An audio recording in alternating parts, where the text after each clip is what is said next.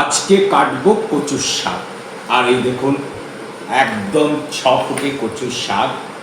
এটা এত বড় কচুর শাক প্রথমে কাটতে গেলে আপনাকে এটাকে দুটো পার্টে করে নিতে হবে। আমি এই যে দুটো পার্ট করে নিলাম, একটা পার্ট এদিকে রাখলাম, রাখার পরে এই যে কচুর শাকের যেটা আছে না, এই কচুর শাক প্রথমে এরকম একটা সুন্দর ভিজে কাপড় দিয়ে কচুর শাকটা এরকম করে মুছে নেব।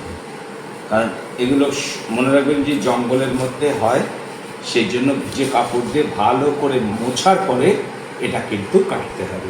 এটা আর একটা পাটে যদি ছোট করে নেন তাহলে আরও ভালো হয়।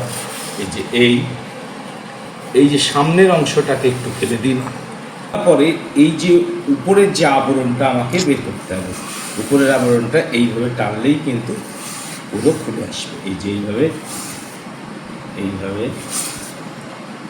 এইভাবে টেনে নিন, মাঝখান থেকে একটা ছোট পাট করে নিন, তাতে আরও সুবিধা হবে। করে এই পাশের যদি থাকে তাহলে এই পাশেরগুলো চলে এই যে ডুমো ডুমো করে বুঝিয়ে কেটে